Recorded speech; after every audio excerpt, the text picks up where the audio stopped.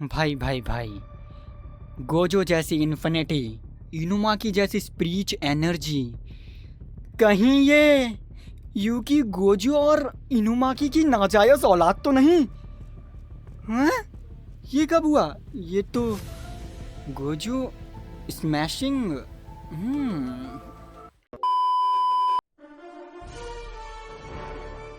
तो भाई लोग, ये कहानी है आयुमु नाम के चोमू लड़के की, जिसे देखते ही लड़कियां दूर भाग जाती हैं। उसकी किस्मत इतनी खराब है कि बंदे का मर्डर भी बड़ी अजीब तरीके से हुआ। लेकिन कहानी यहीं पर खत्म नहीं होती है, क्योंकि उसे फिर से जिंदा किया जाता है, वो भी एक ज़ॉम्बी के रूप में। जिसके बाद से हमारे बंदे की किस्मत ऐसी बदलती है, पता नहीं कैसी बदलती है, ये तो एनिमे देख के पता चलेगा। यहाँ पर भाई ज़ॉम्बी होने के बावजूद भी आयुमु का स्कूल एकदम मस्त तरीके से चल रहा था। एक दिन स्कूल से घर लौटते वक्त वो देखता है कि एक बिल्ली ट्रक का शिकार होने वाली है। तो हमारा पागल सा लौंडा अपने आप को सुपरमैन समझते हुए उस बिल्ली को बचाने के लिए कूद पड़ता है और ट्रक से टकरा जाता है। और भाई घूमते घूमते एक चाचा की विग खींच लेता है। झाड़ियों में लड़ने की वजह से बेचारा नंगा हो जाता है और आसमान में अपनी कटाना दिखाते हुए उड़ रहा होता है। तभी कुछ लड़कियां उसे देख लेती हैं और डर के मारे चीख निकल जाती है उनकी। और फाइनली हमारा बंदा सेफली तो नहीं कह सकते, लेकिन लैंड कर जाता है। अब ज़ॉम्बी था इसीलिए वो मरता नहीं है और सही सलामत अपने घर पहुंच जाता है, जहां पर उसकी मुलाकात यूकी नाम की लड़की से होती है। और हमें पता चलता है कि यही वो लड़की है जिसने कि इस बंदे को ज़ॉम्बी बनाया है। और अब हमें दिखाया जाता है एक फ्लैशबैक, जहां पर हमारा बंदा मस्त तरीके से जा रहा था, लेकिन अचानक से एक खतरनाक मर्डरर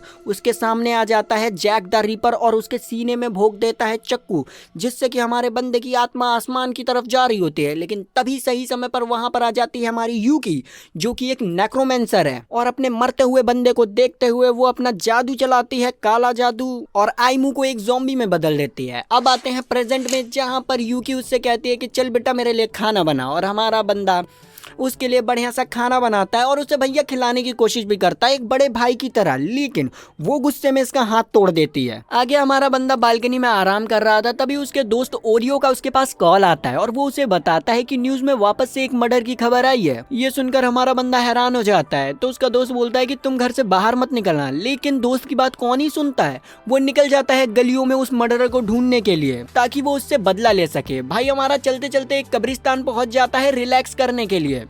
रिलैक्स करने की जगह कुछ ज्यादा ही कैजुअल नहीं है। खैर यहाँ पर वो बैठकर सोच रहा था कि यहाँ पर टीवी भी लग जाती अच्छा होता, लेकिन तभी अचानक से उसे एक लड़की चैंसो लेकर लड़ते हुए दिखती है, जिसे देखकर हमारे बंदे की फट जाती है कि यार कब्रिस्तान में भूतनी तो नहीं है। तभी वो लड़की इसके ऊपर डायरेक्ट चैंसो लेकर कूद पड़ती है और हमारा बंदा सोचता है भाई ये तो सही में पागल है। पर उसके ये बोलते ही पीछे एक बड़ा सा भालू आता है, जो हमारे बंदे को बहुत बुरी तरीके से मारता है। ये देखते ही वो लड़की अपने मैजिकल चैंसो से भालू के साथ साथ अपने आयुमु को भी काट देती है और चैन से सांस लेते हुए कहती है कि मैं तो बहुत ज्यादा ही पावरफुल हूँ। लेकिन तभी आयुमु पीछे से कहता है हेलो मैडम कैसी हो, जिसे देखकर वो हैरान थी कि अबे इसको तो मैंने काट दिया था, ये जिंदा कैसे है। जिस पर आयुमु उसे बताता है कि असल में मैं एक ज़ॉम्बी हूँ। लेकिन उसकी इस बात पर उसे घंटा विश्वास नहीं हो रहा। मतलब यार ये 2 टुकड़ों में कटा हुआ है, तब भी इस पागल लड़की को विश्वास नहीं हो रहा। और वो उससे कहती है कि अब मैं तुम्हारा खेल खत्म कर दूंगी। और ये कहकर वो अपने चैंसो से आयुमु को खत्म करने ही वाली थी कि तभी अचानक से उसके सारे कपड़े गायब हो जाते हैं। ये देखकर वो लड़की गुस्से में आ जाती है और अपने आयुमु को गंदी तरीके से मारने लग जाती है और कहती है कि तुमने मेरी सारी पावर्स चुरा ली, और मार मार के उसके चेहरे का पकौड़ा बना देती है। और इस पॉइंट से भी हमारा बंदा गंदा फंसा, क्योंकि इस लड़की को भी इसे घर ले जाना पड़ता है जब तक इस लड़की की पावर्स वापस नहीं आ जाती। आयुमु उस लड़की से यूका का इंट्रोडक्शन कराता है, जहाँ पर वो लड़की बताती है कि उसका नाम हारुमा है और मैं आज से तुम लोगों के साथ ही रहने वाली हूँ, क्योंकि इस लड़के की वजह से मेरी पावर्स चली गई हैं। इस पर आयुमा थोड़ा सा कंफ्यूज होता है। तभी वो लड़की उससे फोन मांगती है अपने प्रिंसिपल से बात करने के लिए और अपने प्रिंसिपल को सारी सिचुएशन के बारे में बता देती है। इसके बाद हम अगले दिन की सीन देखते हैं, जहाँ पर हमारा बंदा क्लासरूम में बैठकर आराम से धूप सेक रहा था। लेकिन धूप इतनी ज्यादा थी कि भाई वो मम्मी बन जाता है।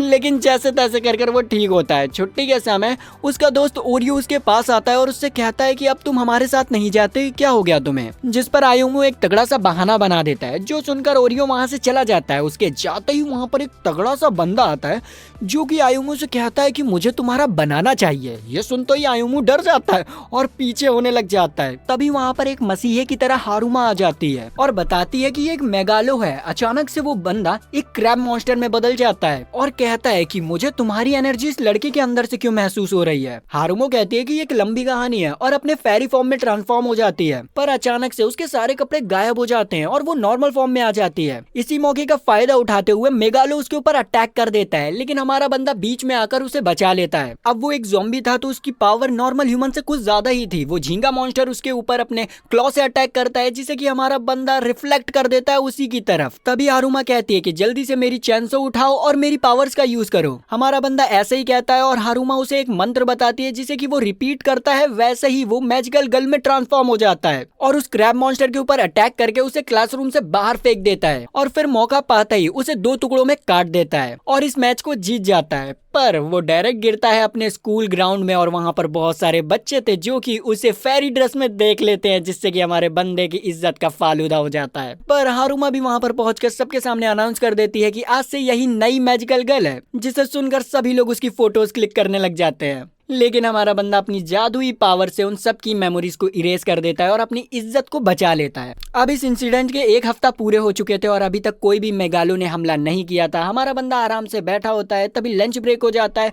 और वो जैसे ही टिफिन खोलता है तो भाई टिफिन इतना ज्यादा ही सुंदर लग रहा था क्योंकि उसे हारुमा ने बनाया था। और जैसे ही हमारा बंदा उस लंच को खाता है तो भाई सरसरी छूट जाती है, इतना अच्छा लंच बना था। तभी ओरियो आता है, ओरियो भी टेस्ट करता है और उसे भी अच्छा लगता है। धीरे धीरे करके क्लास का हर एक बंदा उसके लंच को हथिया लेता है और हमारे बंदे को सिर्फ ब्रेड दे देते हैं कि बेटा तू ये खा। आगे घर पहुंचने पर आयुमु हारुमु की तारीफ करता है कि तुमने काफी अच्छा खाना बनाया था, जिस पर हारुमु कहती है कि अब तुम खाना बनाओगे हमारे लिए, और हमारा बंदा बनाता है जिसे कि वो सभी लोग साथ मिलकर खाते हैं। तभी वहाँ पर एक बिन बुलाई मेहमान प्रकट हो जाती है, जो कि आते ही ऑर्डर झाड़ने लगती है कि मुझे मीसो सूप चाहिए। ये सुनकर आयुमु कंफ्यूज और उससे इंट्रोडक्शन पूछता है कि हो कौन। तो वो बताती है कि मैं एक निंजा हूँ और मेरा नाम सैरिफ है और मैं यहाँ पर यूकी मिस को वैम्पायर विलेज वापस ले जाने आई हूँ। ये सुनते ही यूकी एक पेपर में लिखकर अपने बंदे से कहती है कि इसे जल्दी से यहाँ से भगाओ। तो हमारा बंदा भी यही करने की कोशिश करता है, जिस पर सैरिफ उससे पूछती है कि आखिर तुम हो कौन। इस पर आयुमु बड़े गर्व से कहता है कि मैं इसका सब कुछ हूँ। तभी यूका पेपर में लिखकर बताती है कि सर्वेंट है मेरा, और इसके इज्जत की वापस से धुल जाती है। तो सैरिफ भी कहती है कि ठीक है, आज से मैं भी आपकी सर्वेंट। यूकी कहती है कि नहीं, मेरे पास एक ही सर्वेंट काफी है।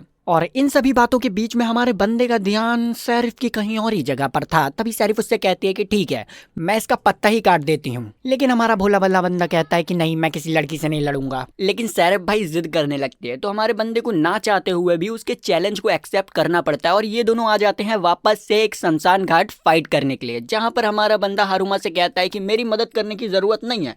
जिस पर वो कहती है कि चिंता मत कर, मैं तेरी मदद वैसे भी नहीं करने वाली नल्ले। और हमारे बंदे की वापस से यहाँ पर बेइज्जती हो जाती है। इतने में ही भाई सैरिफ कुछ पत्तों से अपनी ब्लेड तैयार कर लेती है, जो कि भाई बहुत औसम लग रही थी, और उसी ब्लेड से अपने बंदे के ऊपर अटैक करने लग जाती है। और हमारा बंदा उसके हर एक अटैक से बच रहा होता है। अचानक से सैरिफ उसके सामने से गायब हो जाती है और तुरंत ही उसके पीछे से अटैक करती है, जिससे कि भाई हमारे बंदे को हैवी वाली इंजरी हो जाती है। लेकिन वो एक ज़ॉम्बी था, इसलिए उसको ज्यादा फर्क नहीं पड़ता है। और यही चीज देखकर सैरिफ काफी ज्यादा ही हैरान थी और उसके ऊपर अटैक कर रही थी। लेकिन हमारा बंदा वापस से उसके हर एक अटैक को डॉज करता है और इसी चक्कर में उसका एक हाथ कट भी जाता है। पर इसकी चिंता ना करते हुए वो सैरिफ के ऊपर अपने हडबड से अटैक करता है, जिससे कि भाई सैरिफ को तो कुछ नहीं होता, लेकिन हमारा बंदा जरूर जमीन पर गिर जाता है। और सैरिफ हवा में उड़कर हमारे बंदे की तरफ सैलो रिवर्सल टेक्निक से अटैक करने लगती है, जिसके जवाब में आयुमु उसके ऊपर अपना हाथ फेंक के मारता है, जिससे टकराकर वो नीचे गिरने लगती है। लेकिन नीचे गिरने से पहले वो आयुमु के ऊपर एक शूरिकन मारती है और जमीन पर गिर जाती है। और जमीन पर गिरते ही वो तुरंत ही हार मान जाती है और वहां से गायब हो जाती है। जब हमारा बंदा हारुमा के साथ घर वापस आता है तो उसे पता चलता है कि भाई सैरिफ वहीं पर आ चुकी है। आयुमु उससे पूछता है कि आखिर तुम गई क्यों नहीं, जिस पर वो बताती है कि अब तुमने मुझे हराया तो मैं तुम्हारी सर्वेंट बन चुकी हूँ। ये सुनते ही हमारे बंदे के दिमाग में कुछ गलत गलत ख्याल आने लग जाते हैं और वो उससे ऊट पटांग से काम करवाने लग जाता है, जिस पर हमारी बंदी गुस्से में आकर उसको उसकी औकात याद दिला देती है और कहती है कि ठरकी इंसान अपनी औकात में रहे। उसी रात भैया जब हमारा बंदा आराम कर रहा होता है तो सैरिफ उसकी छत पर आ जाती है और उससे कहती है कि पता नहीं क्यों यूकी मुझसे बड़ी रूड तरीके से बिहेव कर रही है, जिस पर वो कहता है कि यूकी ऐसी ही है। और फिर हमें 1 महीने पहले की सीन दिखाई जाती है, जहाँ पर हमारा बंदा आराम से मॉल के पास टहल रहा था, तभी उसकी पहली बार मुलाकात होती है यूकी से, जिसे देखते ही वो उसके प्यार में पागल हो जाता है और ऐसा पागल होता है कि उसके सामने माइकल जैक्सन की सस्ती कॉपी की तरह डांस करने लग जाता है और भाई इतना गंदा करता है कि फिसल कर वहीं पर गिर जाता है। यूकी उसे उठाती है और फिर वो दोनों ही हंसने लग जाते हैं। फिर काफी देर बात करने के बाद हमारा बंदा वापस से अपने घर की तरफ जा रहा होता है, तभी अचानक से उसे एक घर से चिल्लाने की आवाज आती है, जिसे सुनकर पहले तो उसकी फटती है, लेकिन अंदर का मेन कैरेक्टर बाहर निकलता है और वो डरते डराते उस घर के अंदर जाता है और जाते ही उसे ये देखने को मिलता है, जिसे देखकर और फटती है उसकी। तभी अचानक से पीछे से कोई उसे स्टेप कर देता है और आयामो वहीं पर गिर जाता है। जब उसकी आंखें खुलती हैं तो यूकी उसके सामने थी और वो बताती है कि उसने उसे अपनी नेक्रोमेंसर पावर से वापस से जिंदा कर दिया है और अब वो एक ज़ॉम्बी है। इधर हम हारुमा को देखते हैं जो कि अपने चैंसो से एक पुडिंग से फाइट कर रही होती है। तभी अचानक से अलार्म बजता है और भाई वो उसे बड़े अजीब तरीके से उठा देता है। इधर हम देखते हैं कि सब लोग डाइनिंग टेबल पर बैठे होते हैं। तभी शेरिफ आयुमा से पूछती है कि उसके घर में इतनी अजीब चीजें कैसे रखी हुई हैं, जिस पर आयुमा बताता है कि उसके पेरेंट्स देश विदेश में ट्रैवल करते रहते हैं और वहीं से वो लोग ये सारी चीजें भेजते हैं। वो उन्हें एक कमरा दिखाता है जो कि भाई बहुत सारी एंटीक चीजों से भरा था, लेकिन हमारे बंदे को कोई काम ही नहीं होता तो वो ऐसे ही पड़ा रहता है। वहीं पर हम हारुमा को देखते हैं जो कि फ्रिज खोलती है और वहां पर एक पुडिंग थी जिसे कि वो चुपके से ले जाने की कोशिश करती है, लेकिन भाई यूकी उसे पकड़ लेती है और कहती है कि बेटा ये पुडिंग मेरे हवाले कर दे, लेकिन वो ऐसा नहीं करती। तो यहाँ पर इस पुडिंग को लेकर कंपटीशन स्टार्ट हो जाता है, जिसमें कि शेरिफ भी उतर जाती है और सोचती है कि अगर वो इस कंपटीशन को जीतकर पुडिंग लेती है तो वो आधी पुडिंग यूकी को दे देगी ताकि वो उससे इंप्रेस हो जाए। यहाँ पर कंपटीशन स्टार्ट हो जाता है। वहीं दूसरी तरफ भाई हमारा बंदा अपने जान से खेल रहा होता है, क्योंकि बाहर धूप इतनी ज्यादा थी कि उसे भाई क्लास में भी छतरी लेकर घूमना पड़ रहा था, वरना वो यहीं पर सीख कबाब बन जाता। इधर हम ओरियो को देखते हैं जो कि सभी लड़कियों से उसके साथ बॉलिंग पे चलने के लिए कहता है, लेकिन वो सभी लड़कियां उसके मुंह पर मना कर देती हैं। तो ओरियो परेशान होकर हमारे बंदे के पास आ जाता है और उससे पूछता है कि क्या वो चलेगा। अब भाई हमारे बंदे को तो इंटरेस्ट ही नहीं था, लेकिन वो देखता है कि सभी लड़कियां उनकी तरफ देख रही हैं, तो वो रहम खाकर ओरियो के ऑफर को एक्सेप्ट कर लेता है। वहीं दूसरी तरफ घर पर गेम एक अलग ही मोड पर चल रहा था। शेरिफ अपनी पावर्स का यूज कर कर उन ब्लॉक्स को एकदम सीधा कर देती है, लेकिन यहाँ पर हारुमा भी कम नहीं थी। वो अपने चैंसों से उनके एक क्यूब को हटा देती है और सारे ब्लॉक्स स्ट्रेट खड़े हो जाते हैं, जिससे कि पूरा गेम ड्रॉ हो जाता है। अब ये लोग एक अलग सा गेम खेलते हैं जहाँ पर वापस से काम होता है, लेकिन ये भी ड्रॉ हो जाता है। अब ये लोग एक डांसिंग गेम खेलते हैं जिसमें कि भाई ये लोग खेलते हुए एक अलग अलग पोज बना रहे थे और अपने आयुमो के बारे में ही बात कर रहे थे। इधर आयुमो की बात आती है तो हम बॉलिंग ग्राउंड में आयुमो को देखते हैं, जिसके चेहरे से साफ साफ पता चल रहा था कि उसे इसमें बिल्कुल भी मजा नहीं आ रहा है, लेकिन अपनी दोस्त की लाज बचाने के लिए वो यहाँ पर मजे वाला बहाना बनाता है। और तभी उसकी नजर हारुमा और शेरिफ पे पड़ती है जो कि बॉलिंग खेल रहे थे, जिन्हें देखकर भाई वो बिल्कुल शॉक हो जाता है। और यहाँ पर ओरियो उन्हें देखकर लट्टू। आयुमो उन लड़कियों से अपनी शकल छुपा रहा होता है, क्योंकि अगर उन्होंने उसे देख लिया तो ओरियो को पता चल जाएगा और पूरी क्लास में उसकी सच्चाई खुल जाएगी कि वो इन सुंदर लड़कियों के साथ रहता है। तो वो भाई वहां से नजरें चुराकर जाने लगता है, लेकिन हारुमो उसे देख चुकी थी और वहां पर हारुमो आयुमो को बुलाने लगती है। लेकिन ओरियो इतना बड़ा टोपा था कि उसे लगने लगता है कि हारुमो उसे बुला रही है और उसके प्यार में पागल हो चुकी है। लेकिन उसके इस भ्रम को तोड़ते हुए हारुमो डायरेक्ट अपने बंदे के पास आती है और उससे बात करने लग जाती है। यहाँ पर ओरियो अभी भी हैरान कि क्या, लेकिन वैसे ही हमारा जो आरुमो होता है वो अपने चेहरे पर एक मास्क लगाकर कहता है कि जिसे आप समझ रही हैं मैं वो बिल्कुल भी नहीं हूँ।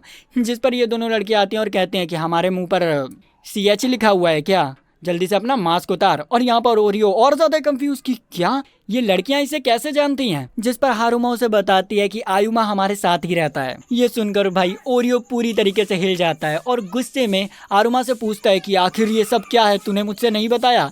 जिस पर वो कहता है कि माफ करना। और ये सुनते ही ओरियो डिप्रेशन में चला जाता है कि उसका बेस्ट फ्रेंड उससे इतने हसीन और बड़े बड़े राजों को छुपा कर रखता है। आयुमो उससे फिर से माफी मांगता है, जिस पर ओरियो उससे कहता है कि सच सच बताना, तू इन लड़कियों के साथ कहाँ तक पहुंच चुका है। मतलब हमारा बंदा सोच रहा था कि हमारा आयुमो इन लड़कियों के साथ हर दिन मजे करता है, लेकिन हमारा बंदा कहता है कि अगर मैंने ऐसा कुछ सोचा तो ये लोग मेरा सीख कबाब बना देंगे। जिसे सुनने के बाद ओरियो अपना सर पटकने लग जाता है और फिर जोश में आते हुए कहता है कि ठीक है, मैं तुझे बॉलिंग बॉल के लिए एक चैलेंज देता हूँ और अगर मैं जीता तो मैं भी तेरे साथ इन लड़कियों के साथ घर पे रहूंगा। जिस पर हमारा बंदा हिचकिचाते हुए मान जाता है और पहली बार में वो ओरियो को हरा देता है। और भाई ओरियो का सपना सपना ही रह जाता है। तभी उसके पास एक लड़की का मैसेज आता है जो कि यूकी उसे हॉस्पिटल मिलने के लिए बुला रही होती है। तो ओरियो आयुमु को लेकर हॉस्पिटल जाता है और उसे बताता है ये भी वही लड़की है जिसके ऊपर उसी असैसिन ने अटैक किया था, जिस असैसिन ने तेरे ऊपर अटैक किया था, तभी मैं तुझे उससे मिलाने लाया हूँ। ये सुनकर हमारा बंदा थोड़ा हैरान होता है। फिर हम देखते हैं कि वो उस लड़की से मिलने जाता है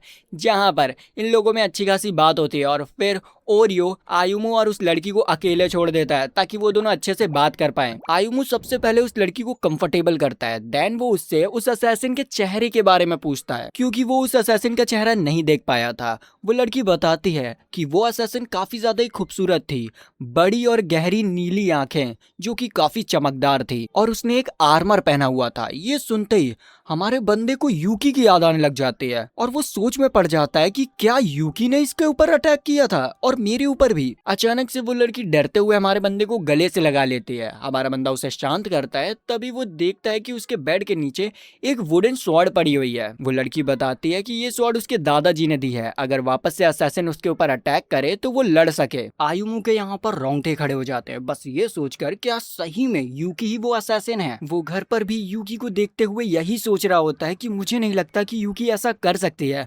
वहीं दूसरी तरफ हम अपनी मास्टर शेफ हारुमो को देखते हैं जो कि भाई कुछ बढ़िया सा बना रही होती है और उसमें सैरिफ भी उसकी मदद करती है। फिर कुछ देर बाद उनका खाना बनता है जो कि कुछ जहरीला ही लग रहा होता है। सैरिफ बताती है कि इस खाने में मैंने मिलाया है हाई प्रोटीन वाला अपना दूध। ये सुनते ही हमारी तरह आयुमु भी काफी एक्साइटेड होता है इस डिश को खाने के लिए, भले ही ये कितनी भी गंदी दिख रही हो। लेकिन जैसे ही वो खाने के लिए अपनी चॉप स्टिक उस पतीले में डालता है तो भाई चॉप स्टिक गल जाती है। अबे दूध है या एसिड? मुझे नहीं खाना अब, हटाओ।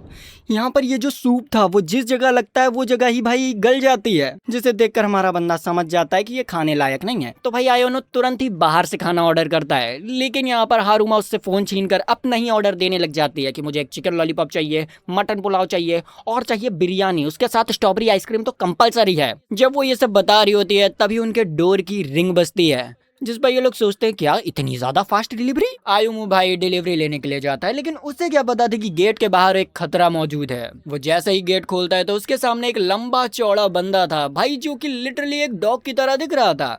ये देखकर हमारा बंदा हैरान था। तभी वो बंदा बताता है कि वो सैब्रेस है और अंडरवर्ल्ड का गार्ड है जो कि भागी हुई सोल्स को ढूंढता है और वापस ले जाता है। इसका मतलब कि वो आयुमु को लेने आया है। इन दोनों में लड़ाई स्टार्ट हो जाती है। सैब्रेस आयुमु को बुरी तरीके से घायल कर देता है और वो लोग लिविंग रूम तक आ जाते हैं, जहां पर यूकी आयुमु को घायल देखकर सबसे पहले आयुमु को अपनी पावर्स से हील करती है। उसे ऐसे हील करता देखकर सैब्रेस समझ जाता है कि आखिरकार ये लड़की कौन है और वो तुरंत ही सरेंडर कर देता है। जिसके बाद ये लोग बैठकर आपस में बात करते हैं और हमें पता चलता है कि यूकी सैब्रेस की मास्टर रह चुकी है। इसका मतलब ये है कि ये जो यूकी है जैसी दिखती है वैसी है नहीं। यहाँ पर यूकी आयुमु के बारे में सैब्रेस को सब कुछ समझा देती है, जिस पर सैब्रेस उससे माफी मांगता है और फिर वो कहता है कि अब वो यहाँ से निकलने जा रहा है किसी और की आत्मा लेने, जो कि अभी फिलहाल में ही मरा है। ये सुनते ही हमारा बंदा समझ जाता है कि किलर वापस से रैंपेज पे उतर आया है, तो वो सैब्रेस का पीछा करता है ताकि वो उस किलर तक पहुंच पाए। सैब्रेस उसे देख लेता है और फिर वो एक छत पर खड़े होकर बात करने लग जाते हैं। सैब्रेस उससे कहता है कि तुम खुश नसीब हो जो यूकी तुम्हारे साथ है। ये सुनकर हमारा बंदा थोड़ा हैरान होता है। सैब्रेस कहता है कि यूकी कोई नॉर्मल इंसान नहीं है, वो लाइफ और डेथ से परे है, वो खुद एक डेथ है और खुद डेथ ने तुम्हें बचाया है, इसका मतलब तुम उसके लिए काफी स्पेशल हो। तभी उन्हें अचानक से एक आवाज सुनाई देती है और वो डायरेक्ट पहुंच जाते हैं क्राइम सीन पर। जैसे ही दरवाजा खोलते हैं तो सामने एक डेड बॉडी पड़ी हुई थी, पर वहां पर कोई सोल नहीं थी। सैब्रेस आयुमु को बताता है कि इन दिनों काफी लोग मर रहे हैं लेकिन कोई भी सोल अंडरवर्ल्ड तक नहीं पहुंच रही है, लगता है कोई उनकी बलि दे रहा है। आयुमु पूछता है कि किस लिए, तो वो बताता है कि ताकतवर बनने के लिए। उसी समय आयुमु के ऊपर किलर अटैक कर देता है। सैब्रेस उसे बचाने बीच में आता है पर वो स्वॉर्ड उन दोनों को ही लग जाती है और वो दोनों ही जमीन पर गिर जाते हैं। आयुमु इस पॉइंट पर भी उस किलर का चेहरा नहीं देख पाता है। सैब्रेस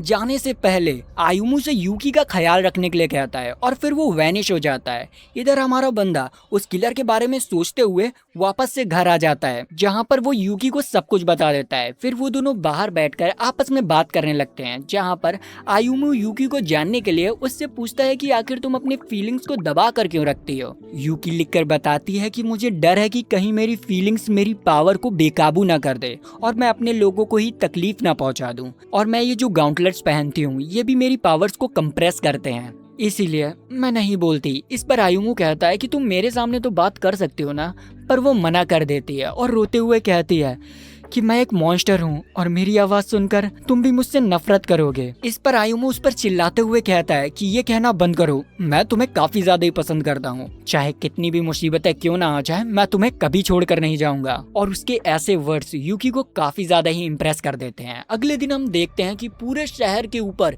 एक बहुत बड़ी वेल आ चुकी थी, जिससे लड़ने के लिए हमारी टीम तैयार हो जाती है। हारुमा बताती है कि ये लेवल ए का मेगाडोलो है। वो आयुमू से कहती है कि तुम्हें इसे हराने के लिए अपने फेरी फॉर्म में आना पड़ेगा। तो हमारा बंदा चैंसो खींचता है और फेरी फॉर्म में आ जाता है और फिर वो सेरिफ के साथ उस वेल के सामने आ जाता है। वेल उनके ऊपर एक जोरदार लेजर से अटैक करते हैं, जिससे कि हमारा बंदा बाल बाल बचता है। जिसके बाद वो हारुमा से पूछता है कि आखिर इसे हराया कैसे जाएगा, जिस पर हारुमा उससे कहती है कि इसकी कमजोरी इसका सर है, तुम्हें इसका सर काटना पड़ेगा। लेकिन भाई मुसीबत यही थी, वो एक वेल थी और उसका सर काफी ज्यादा ही मजबूत था। पर हमारे बंदे के पास एक आइडिया आता है और वो सेरिफ से कहता है कि अपनी तलवार को बड़ी करो और उसके ऊपर अटैक करो। सेरिफ ऐसा ही करती है, लेकिन इतने में ही वो वेल हमारे बंदे के ऊपर बहुत सारे अटैक करने लगती है, जिससे कि हमारा बंदा बाल बाल बचता है और फिर वो अपनी पावर को चार्ज करने लग जाता है। इधर सेरिफ भी वेल के लेजर से बचते हुए उसके ऊपर अटैक कर देती है और उसके गले पर एक गंदा वाला घाव कर देती है, जिससे कि वो वेल शहर के ऊपर गिरने लगती है। लेकिन हारुमा अपनी बची कुची पावर का यूज कर पूरे शहर के ऊपर एक शील्ड बना लेती है और उसको वहीं पर अटका देती है। इधर हमारा बंदा भी अपनी पावर्स को बढ़ाते जा रहा था और एक नई फॉर्म को अचीव करता है, जिसको अचीव करते ही वो डायरेक्ट आसमान में जाता है और वहां से मीटियोर की तरह उस वेल के ऊपर अटैक करता है, जिससे कि उस वेल का एक ही झटके में सर अलग हो जाता है और वो खत्म हो जाती है। वहीं दूसरी तरफ हम हॉस्पिटल में देखते हैं क्यूको ने अपने आप को खत्म कर लिया था। इधर घर में सेरिफ हारुमा का खून चूसती है, जिसके बाद वो उसे किस कर लेती है। ये सब करते हुए हमारा बंदा उन्हें देख लेता है और उसे लगता है कि शेरिफ को लड़कियों में इंटरेस्ट है और वो इस बारे में शेरिफ से पूछ भी लेता है, तो क्या तुम्हें बनाना से ज्यादा ऑरेंजेस पसंद है? जिस पर वो उससे मुंह बनाते हुए कहती है कि बकवास बंद करो, मैं किस इसलिए करती हूँ ताकि दर्द कम हो। आयुमू कहता है कि अगर ऐसा है तो मेरा भी चूज कर देखो, खून तो अच्छा लगेगा। जिस पर वो मुंह बनाते हुए कहते हैं कि बकवास बंद करो। वहीं पर हम हारुमा को देखते हैं जो कि वापस से अपने फेरी फॉर्म में आने की कोशिश करती है, लेकिन आते ही वो वापस से डिफॉर्म हो जाती है और उसके सारे कपड़े गायब हो जाते हैं। उसी वक्त हमारा बंदा हारुमा को डिनर के लिए बुलाता है, जिसे देखते ही हारुमा तुरंत ही अपने डोर लॉक कर लेती है। लेकिन ये बैल बुद्धि को कुछ समझ ही नहीं आता, वो जबरदस्ती डोर खोलकर उसके रूम में घुस जाता है और उसे ऐसे देख लेता है, जिस पर हारुमा का दिमाग खराब हो जाता है और वो उसे एक जोरदार लात मारती है और उसे कमरे से बाहर निकाल देती है। साला सही में ठरकी है। जिसके बाद हमारा बंदा अपना मजदूरी वाला काम कर रहा था और इधर तीनों लड़कियां आराम से बाथरूम में नहा रही थी। तभी उसके पास क्यूको का कॉल आता है और वो उसे मिलने के लिए बुलाती है। इस पॉइंट पर याद रखिए कि हमारे बंदे को नहीं मालूम है कि क्यूको मर चुकी है, लेकिन फिर भी वो उससे मिलने के लिए जाता है। यहाँ पर उसे बात करते हुए हारुमा ने सुन लिया था, तो वो उसका पीछे करती है और इस चीज को हमारा बंदा नोटिस कर लेता है और उसे चिल्लाकर वापस से घर भेज देता है। इधर हम देखते हैं कि वो अपनी फेवरेट जगह मतलब कब्रिस्तान में क्यूको का वेट कर रहा होता है। मतलब यार बंदी मिलने भी बुला रही है तो कब्रिस्तान में, क्या बात है ये, मैं तो कभी ना जाऊं। भाई यहाँ पर क्यूको आ भी जाती है और फिर ये दोनों आपस में बैठकर बात कर रहे होते हैं, जहाँ पर क्यूको उससे पूछती है कि क्या तुम्हारी कोई गर्लफ्रेंड है, जिस पर हमारा बंदा मना कर देता है। जिस पर क्यूको थोड़ा सा फ्लर्ट मारते हुए उससे कहती है कि तुम बोलो तो मैं बन जाती हूँ। इस पर हमारा बंदा भाई शर्माने लग जाता है। क्यूको उससे फ्लर्ट करते हुए कहती है कि मैं तुम्हारा दिल चाहती हूँ और ये कहकर उसके करीब आ जाते हैं। इस पर हमारा बंदा और शर्मा जाता है और तभी अचानक से क्यूको उसके सीने में तलवार घुसा देती है। हाँ भाई, दिल चाहने का मतलब सही में यही था। अगर ऐसी लड़की हो तो मैं तो सिंगल ही सही हूँ। यहाँ पर तलवार खाने के बाद ईमो समझ जाता है कि हकीकत में क्यूको विक्टिम नहीं थी, वो खुद ही किलर थी। आयुमू कहता है कि इसका मतलब तुमने अपनी पूरी फैमिली को खुद मार दिया, जिस पर क्यूको बताती है कि नहीं, वो मेरी फैमिली थी ही नहीं, मैंने बस उनकी मेमोरी को मैनिपुलेट किया। ये सुनते ही हमारा बंदा हैरान हो जाता है, क्योंकि मैनिपुलेशन की पावर सिर्फ एक फेरी में होती है और जैसा वो सोच रहा था वैसा होता भी है। क्यूको अपनी फेरी फॉर्म में आ जाती है और कहती है कि वैसे तो मैं तुम्हारी मेमोरी इरेज करने वाली थी, लेकिन मेरा जादू तुम्हारे ऊपर काम ही नहीं करता है, इसीलिए अब मैं तुम्हें खत्म कर दूंगी। और ये कहकर वो हमारे बंदे के ऊपर स्वॉर्ड से लगातार अटैक करने लग जाती है, जिससे कि वो बेयरली बच रहा होता है। तभी अचानक से वो हमारे बंदे को एक किक मार देती है और वो दूर जाकर गिरता है। आयुमु इसी चीज का फायदा उठाकर उससे भागने की कोशिश करता है, लेकिन वो मैजिक कर उसे वहीं पर फ्रीज कर देती है। पर सही समय पर हारुमा और सैरिफ आ जाते हैं और हारुमा अपनी मैजिक का यूज कर आयुमा को रिलीज कर देती है। आयुमा उन दोनों को बताता है कि ये वही लड़की है जिसने कि मुझे पहले मारने की कोशिश की थी। ये सुनते ही ये दोनों ही लड़ाई के लिए तैयार हो जाते हैं और शेरिफ तो हमारे बंदे को चैनसो पकड़ा देती है उसके फेरी फॉर्म में आने के लिए। फिर वो खुद भी अपनी स्वॉर्ड को समन कर लेती है और अपनी लाल आंखें लेकर क्यूको के सामने बढ़ती है। क्यूको की भी आंखें लाल हो जाती हैं। ये देखकर हमारा बंदा कहता है कि क्या ये भी एक वैम्पायर है, जिस पर शेरिफ कहती है कि नहीं, इसके अंदर से मुझे एक अलग सी पावर महसूस हो रही है। और ये कहकर वो उसके ऊपर अटैक कर देती है। पर भाई क्यूको अपने एक ही अटैक से शेरिफ को दूर फेंक देती है और फिर हमारे बंदे के ऊपर भी फायर अटैक करती है, जिससे कि हारुमा उसे फोर्स फील्ड बनाकर बचा लेती है और उससे कहती है कि जल्दी से ट्रांसफॉर्म हो। हमारा बंदा शर्माते हुए भाई ट्रांसफॉर्म होता है, क्योंकि वो पूरी लड़की के ड्रेस में आ जाता है और ट्रांसफॉर्म होने के बाद वो शेरिफ के साथ ही उसके ऊपर अटैक कर देता है और उससे पूछता है कि आखिर तुम हमें मारना क्यों चाहते हो, जिस पर वो कहती है कि इससे मुझे अमरता मिलेगी और मैं बहुत ज्यादा ही ताकतवर हो जाऊंगी। ये कहते हुए वो दो टॉर्नेडो बनाकर हमारे बंदे को बीच में दबाने की कोशिश करती है। भैया हमारा बंदा बुरी तरीके से घायल हो रहा होता है, लेकिन फिर वो अपनी पावर्स को बढ़ाता है और अपनी रॉ स्ट्रेंथ से कुरुमी को कस के पकड़ लेता है। पीछे से शेरिफ भी उसके ऊपर तलवार से अटैक कर देती है और भाई यहाँ पर कुरुमी का खेल खत्म हो जाता है। इस पॉइंट पर लग रहा था कि ये लोग मैच जीत चुके हैं, लेकिन कुरुमी शेरिफ को दो टुकड़ों में काटते हुए उठ जाती है और कहती है कि मेरे पास 10 जिंदगियां हैं, मैं मर नहीं सकती, लेकिन अब तुम मरोगे। और ये कहकर वो उनके ऊपर फायर बॉल अटैक करती है, लेकिन वो बीच ही में वैनिश हो जाता है क्योंकि वहां पर आ जाती है अपनी यूकी। क्योंकि उसके ऊपर भी टॉर्नेडो से अटैक करती है, लेकिन हमारी यूकी तो फीमेल गोजो निकलती है। उसकी इन्फिनिटी से टकराते ही सारे अटैक बेअसर हो जाते हैं। ये देखकर क्यूको और पागल हो जाती है और उसके ऊपर अटैक पे अटैक किए जा रही थी, लेकिन हमारी बंदी वहीं पर खड़ी रहती है और सारे अटैक भाई नल्लीफाई होते जाते हैं। इस पर वो और पागल होकर उसके ऊपर एक इलेक्ट्रिसिटी मैजिक करती है और वो अटैक भी हमारी बंदी के ऊपर असर नहीं करता है। कहीं ये गोजो की नाजायज औलाद तो नहीं है? क्या पता। यहाँ पर भाई वो एक और चीज करके हैरान कर देती है सबको, जब वो हारुमा की चैन से उठाती है और उसका यूज कर एक फेरी गर्ल में ट्रांसफॉर्म हो जाती है। ये देखकर हमारा बंदा और ज्यादा ही हैरान कि ये बंदी कितनी खतरनाक है और वो सोचता है कि चलो इसकी मदद करने चलते हैं, लेकिन यहाँ पर यूकी जमीन पर लिख देती है कि पीछे हटो, इससे मैं निपटूंगी। और ये कहकर वो क्यूको को लेकर चली जाती है एक शांत जगह पर और वहां पर फाइट करने लग जाती है क्यूको से। यहाँ पर भाई क्यूको तो पागल हो रखी थी। वो यूकी से कहती है कि मुझे तुम्हारी ये इंक्रेडिबल पावर चाहिए और ये कहकर वो उसके ऊपर खतरनाक मैजिकल अटैक करती है। ये मैजिकल अटैक इतने ज्यादा खतरनाक थे कि उनका इम्पैक्ट क्योको के ऊपर भी साफ साफ दिख रहा था। उसके हाथ बुरी तरीके से डैमेज हो रहे थे, लेकिन वो बिल्कुल भी नहीं रुक रही थी और हमारी बंदी के ऊपर अटैक कर रही थी। और यहाँ पर यूकी तो शांति से खड़े होकर बस देख रही थी, उसके ऊपर कोई भी अटैक नहीं आ रहा था। इधर क्यूको भी धीरे धीरे कर थकने लग जाती है। यूकी जमीन पर लिखकर उससे जाने के लिए कहती है, पर वो कहती है कि मैं तुम्हें मारे बिना नहीं जाऊंगी। और ये कहकर वो उसके ऊपर और अटैक करने लग जाती है। यूकी बस उसकी तरफ देखती है और पहली बार कुछ बोलती है और उसके शब्द सुनते ही यहाँ पर पेड़ झड़ जाते हैं और क्यूको जमीन पर गिर जाती है। ये देखकर हमारा बंदा हैरान हो जाता है और उसे पता चलता है कि यूकी ने अपने वर्ड्स के मैजिक से उसे खत्म कर दिया है। उसने बोला था डेथ और उसके वर्ड्स सच हो गए। और तब उसे रियलाइज होता है कि यूकी ने आखिर क्यों कहा था कि उसका चुप रहना ही इम्पोर्टेंट है।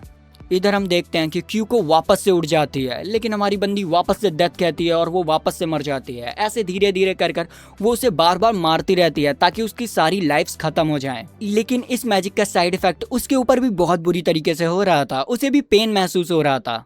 भाई भाई भाई, गोजो जैसी इन्फिनिटी, इनुमा की जैसी स्प्रीच एनर्जी, कहीं ये यूकी गोजो और इनुमाकी की नाजायज औलाद तो नहीं? हाँ? ये कब हुआ? ये तो गोजो स्मैशिंग। कुछ नहीं, स्टोरी की तरफ आते हैं। इसी का फायदा उठाते हुए क्यूको अपने कान के पर्दे फाड़ देती है और जाकर यूकी को कस के पकड़ लेती है और जितनी भी बची कुची पावर थी उससे वो एक एनर्जी ब्लास्ट करती है, जिससे कि भाई यूकी की हालत काफी ज्यादा ही बेकार हो जाती है। इसे देखकर वो पागलों की तरह हंसने लग जाती है। ये देखकर हारुमा गुस्से में अपनी चैनसो को कसकर पकड़ लेती है। शेरिफ भी तैयार हो जाती है अपनी नई टेक्निक के साथ और ये तीनों ही एक साथ उसके ऊपर अटैक कर देते हैं। शेरिफ तो अपनी न्यू टेक्निक 100 लीफ से उसके ऊपर अटैक करती है, लेकिन क्यूको एक ही झटके में उन्हें उड़ा देती है। इतने में ही हारुमा भी अपनी चैंसो से उसके ऊपर अटैक कर देती है, पर क्यूको उसे दूर फेंक देती है और फिर वो अपनी ही स्वॉर्ड से अपने आप को मार लेती है। ये देखकर ये लोग काफी ज्यादा ही हैरान होते हैं कि इसने क्या किया, लेकिन सडनली मैजिक हो जाता है। वो पूरी तरीके से हील हो जाती है, उसके सारे घाव भर चुके थे और अब वो वापस से ताकतवर हो चुकी थी। वो उनकी तरफ बढ़ते हुए कहती है कि अब मैं तुम लोगों को खत्म कर दूंगी। इस चीज को देखकर हमारा बंदा चैंसो उठाता है और अपनी फेरी फॉर्म में आकर उससे लड़ने के लिए तैयार हो जाता है, लेकिन यहाँ पर क्योको उसके ऊपर बहुत सारे अटैक करती है और इस बार हमारा बंदा अपने आप को बिल्कुल मजबूत रखता है और उसके हर एक अटैक को डायरेक्ट अपने बॉडी के ऊपर खा रहा होता है, पर हार नहीं मानता। क्योको उसके ऊपर डायरेक्ट अपनी स्वॉर्ड से अटैक करती है, जिससे कि हमारा बंदा एक हाथ से पकड़ लेता है और तोड़ देता है, जिससे कि क्योको वापस से अपने नॉर्मल फॉर्म में आ जाती है। आयुमु लड़खड़ाते हुए उसकी तरफ जाते हुए कहता है कि शुक्रिया मुझे मारने के लिए, क्योंकि पहले की जिंदगी मेरी काफी नॉर्मल थी, लेकिन अब मेरे पास फैमिली है और सब कुछ है। और ये कहते हुए वो क्योको का हाथ पकड़ता है और कहता है कि अब मैं तुम्हारी भी जिंदगी बदलूंगा, तुम्हें मार कर। क्योको कहती है कि मुझे मारा नहीं जा सकता, मेरे पास बहुत सारी लाइफ है। तो हमारा बंदा कहता है तो मैं तब तक मारूंगा जब तक तुम्हारी सारी जिंदगियां खत्म नहीं हो जाती। क्योको हाथ छुड़ाने के लिए उसके ऊपर अटैक करती है, पर हमारा बंदा नहीं छोड़ता है और एक चैंसो उठाकर उसको 2 टुकड़ों में काट देता है और फिर वो उसे मारता जाता है। एक पॉइंट पर हमारी बंदी यार डरने लग जाती है और भागने की कोशिश करती है, पर वो उसे वापस से पकड़ लेता है और अपनी जिंदगी का सबसे खतरनाक डेट्रॉय स्मैश देता है। वहां पर धुआं ही धुआं हो जाता है। सबको लग रहा था कि अब तो क्योको मर चुकी है, लेकिन हम देखते हैं कि हमारे बंदे ने उसके सर के बगल में अटैक किया था और क्यूको को बेहोशी छोड़ दिया था। फिर ये लोग यूकी के पास जाते हैं और उससे पूछते हैं क्या वो ठीक है, जिस पर यूकी कहती है कि मुझे भूख लग रही है, कुछ खाना है। इस पर आयुमु कहता है तो ठीक है जल्दी घर चलते हैं। तभी वो पीछे देखते हैं एक लड़की को जो कि क्यूको की बॉडी के पास थी। यहाँ पर हमें पता चलता है कि ये सभी फेरीज की मास्टर है जो कि इन लोगों को मिशन देती है। वो क्यूको से कहती है कि अच्छा हुआ तुमने इसे मारा नहीं, अगर तुम मार देते तो मैं उसी समय तुम्हें खत्म कर देती। आयुमु कहते हैं कि अपने स्टूडेंट्स को जरा अच्छे से सिखाया करो, पता नहीं क्या क्या करते रहते हैं। जिस पर वो कहती है कि चिंता मत करो, मैं इसे ले जा रही हूँ। लेकिन अचानक से क्यूको उठती है और उसके अंदर डार्क नाइट आ जाता है जो कि उनसे कहता है कि अभी तो मैं जा रहा हूँ इस लड़की को लेके, लेकिन मैं जल्द ही आऊंगा। और ये कहकर वो मास्टर से पहले क्योको को लेकर चला जाता है। यहाँ पर इन लोगों को समझ ही नहीं आ रहा था कि आखिरकार क्या हुआ। यहाँ पर वो मास्टर भी इस बारे में इन्वेस्टिगेट करने के लिए निकल जाती है और इधर हम देखते हैं कि वापस से हमारे बंदे लोग घर आ जाते हैं और अब यूकी को भूख लगी थी तो वो आयुमु के साथ बैठकर राइस बॉल्स खाने लग जाती है और हमारा बंदा बहुत ज्यादा ही हैप्पी होता है और यूकी से कहता है कि मैंने कहा था ना मैं हमेशा तुम्हारा साथ दूंगा। और भाई इसी के साथ ये एनिमे का सीजन 1 यहीं पर खत्म होता है। तो अगर आपको वीडियो अच्छी लगी लाइक सब्सक्राइब घंटा दबाएं, हमारी फैमिली में आ जाएं, क्योंकि ऐसी तड़कती भड़कती वीडियो हमारे यहाँ आती रहती है। तो मिलता है नेक्स्ट वीडियो के लिए, तब तक के लिए बाय बाय।